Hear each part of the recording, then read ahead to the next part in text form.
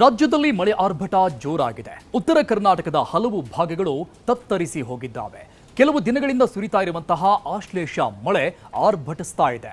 ಹಳ್ಳ, ನದಿ, ಕೆರೆಗಳು ನರಕವನ್ನೇ ಸೃಷ್ಟಿ ಮಾಡಿದ್ರೆ ಜನರ ಜೀವ ಹೋಗೋದ್ರ ಜೊತೆಗೆ ಜನಜೀವನ ಕೂಡ ತತ್ತರಿಸಿ ಹೋಗಿದೆ. ಹಾಗಾದ್ರೆ ಉತ್ತರ ಕರ್ನಾಟಕ ಭಾಗದಲ್ಲಿ ಹೇಗಿದೆ ಮಳೆ ಅವಾಂತರ ತೋರಿಸ್ತೀವಿ ನೋಡಿ.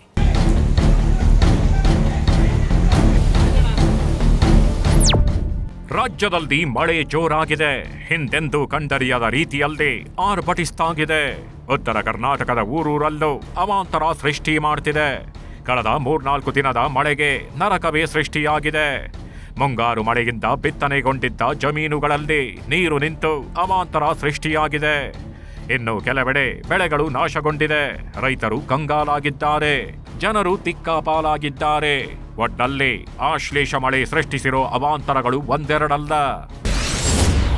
ರಾಜ್ಯದ ಎಲ್ಲೆಡೆ ಆಶ್ಲೇಷ ಮಳೆಯ ಆರ್ಭಟ ಜೋರು.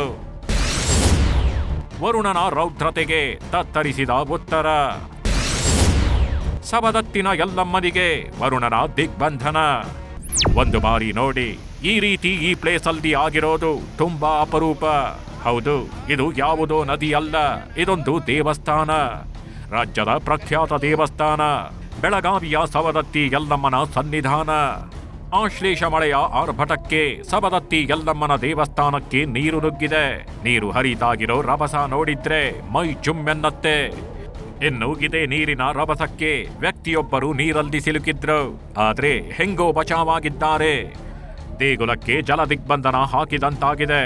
ಇದರಿಂದ ಅಲ್ಲಿನ ಜನಜೀವನವೇ ಅಸ್ತವ್ಯಸ್ತವಾಗಿದೆ. ಬೈಕ್ ಸವಾರ ಸಾವು, ಪತ್ನಿ ಮಗು ಎಸ್ಕೆ. ಕೋಲಾರದಲ್ಲಿ ಮಳೆ ಭಾರಿ ಅನಾಹುತ ಸೃಷ್ಟಿಸಿದೆ.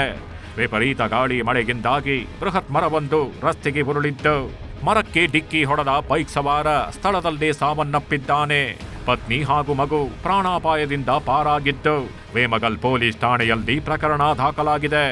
ಕೆಜಿಎಫ್ ತಾಲೂಕಿನ ಮಹದೇವಪುರ ಗ್ರಾಮದಲ್ಲಿ ಕುರಿಗಾಹಿ ದಂಪತಿಗಳ ಮೇಲೆ ಮರವೊಂದು ಬಿದ್ದಿದ್ದು ಗ್ರೇಟ್ ಎಸ್ಕೇಪ್ ಆಗಿದ್ದಾರೆ. ಕುರಿ ಮೇಯಿಸಲು ಹೋಗಿದ್ದ ಗಂಡ ಹೆಂಡತಿ ಮಳೆ ಬರ್ತಿದ್ದಂತೆ ಮರದ ಬುಡದಲ್ಲೇ ಕೂತಿದ್ರು.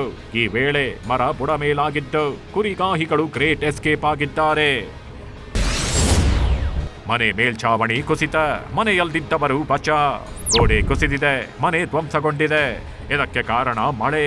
ಹೌದು, ಕೊಪ್ಪಳದಲ್ಲಿ ಭಾರೀ ಮಳೆಯಿಂದಾಗಿ ಕುಕನೂರು ತಾಲೂಕಿನ ಬಿನ್ನಾಳ ಗ್ರಾಮದಲ್ಲಿ ಮನೆಯೊಂದು ಕುಸಿದು ಬಿದ್ದಿದೆ. ಬಸವಣ್ಣ ಮಲ್ಲಪ್ಪ ಜೋಳದ್ ಎನ್ನುವವರಿಗೆ ಸೇರಿದ ಮನೆಗಿದಾಗಿದ್ದು, ಅದೃಷ್ಟವಶ ಮನೆಯಲ್ಲಿದ್ದವರು ಪ್ರಾಣಾಪಾಯದಿಂದ ಪಾರಾಗಿದ್ದಾರೆ. ಸದ್ಯ ಮನೆ ಕುಸಿತದಿಂದ ಕುಟುಂಬ ಸಂಕಷ್ಟದಲ್ಲಿದ್ದು ನೆರವಿಗಾಗಿ ಮನವಿ ಮಾಡ್ತಿದೆ.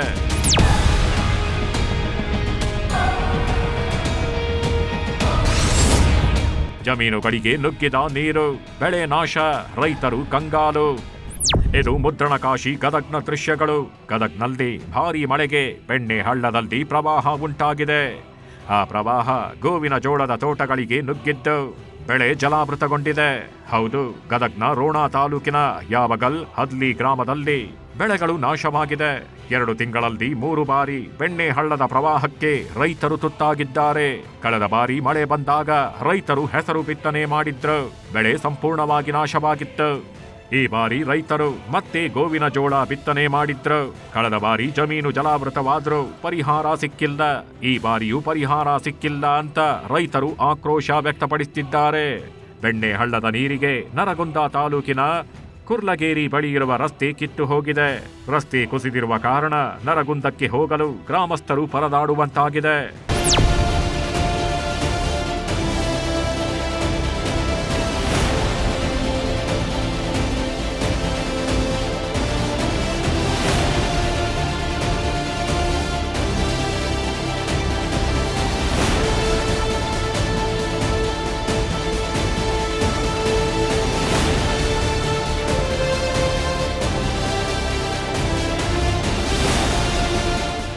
ಚಿತ್ರದುರ್ಗದ ಹಲವೆಡೆ ಧಾರಾಕಾರ ಮಳೆಯಾಗಿದ್ದು, ಮಳೆಯಿಂದಾಗಿ ಹಲವು ಜಮೀನುಗಳಿಗೆ ನೀರು ನುಗ್ಗಿದೆ.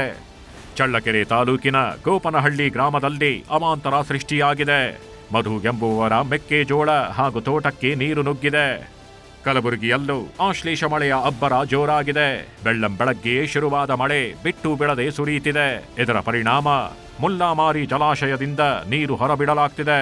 ಗಾರಂಪಳ್ಳಿ ಸೇತುವೆ ಮುಳುಗೋ ಹಂತಕ್ಕೆ ಬಂದಿದ್ದು ಬೀದರ್ಗೆ ಹೋಗುವ ಸಂಚಾರ ವ್ಯವಸ್ಥೆ ಅವ್ಯವಸ್ಥೆಯಿಂದ ಕೂಡಿದೆ.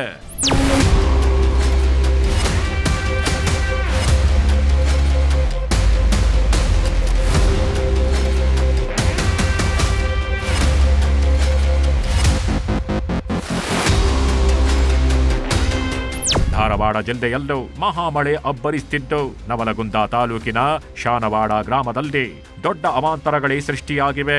ಭಾರೀ ಮಳೆಯಿಂದಾಗಿ ಇಡೀ ಗ್ರಾಮವೇ ಜಲಾವೃತವಾಗಿದ್ದು 10 ಮನೆಗಳಿಗೆ ಮಳೆ ನೀರು ನುಗ್ಗಿದೆ. ಇನ್ನು ಧಾರವಾಡ ಜಿಲ್ಲೆಯ ಅಳಗವಾಡಿ ಗ್ರಾಮದಲ್ಲೂ ಅವಾಂತರಗಳ ಸರಮಾಲೆಯೇ ಸೃಷ್ಟಿಯಾಗಿದೆ.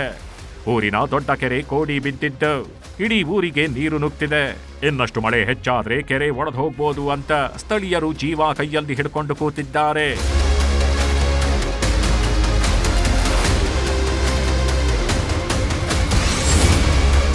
ಆಸ್ಪತ್ರೆಗೆ ನುಗ್ಗಿದ ನೀರು, ರೋಗಿಗಳ ಪರದಾಟ. ಬೆಂಗಳೂರಲ್ಲಿ ಮಳೆ ಆರ್ಭಟಿಸಿದ್ದು ನಗರದ ಹಲವೆಡೆ ಧಾರಾಕಾರ ಮಳೆ ಸುರಿದಿದೆ. ಹಲವೆಡೆ ಮಳೆಯಿಂದಾಗಿ ಸಂಚಾರ ಅಸ್ತವ್ಯಸ್ತವಾಗಿತ್ತು. ಬೆಂಗಳೂರು ದಕ್ಷಿಣ ಜಿಲ್ಲೆ ಚನ್ನಪಟ್ಟಣದಲ್ಲೂ ಜೋರು ಮಳೆ ಹಿನ್ನೆಲೆ ಸಾರ್ವಜನಿಕ ಆಸ್ಪತ್ರೆಗೆ ನೀರು ನುಗ್ಗಿದೆ. ವಾರ್ಡ್ಗಳಿಗೆ ಮಳೆ ನೀರು ನುಗ್ಗಿದ್ದು ರೋಗಿಗಳು ಪರದಾಡುವಂತಾಗಿದೆ. ಸದ್ಯ ಆಸ್ಪತ್ರೆ ಸಿಬ್ಬಂದಿ ನೀರು ತೆರವು ಮಾಡುತ್ತಿದ್ದು ಇಷ್ಟೆಲ್ಲ ಸಮಸ್ಯೆ ಇದ್ರು ಜನಪ್ರತಿನಿಧಿಗಳು ಮಾತ್ರ ಕ್ಯಾರೆ ಅಂತಿಲ್ಲ. ಇದು ಸಾರ್ವಜನಿಕರ ಆಕ್ರೋಶಕ್ಕೆ ಕಾರಣವಾಗಿದೆ.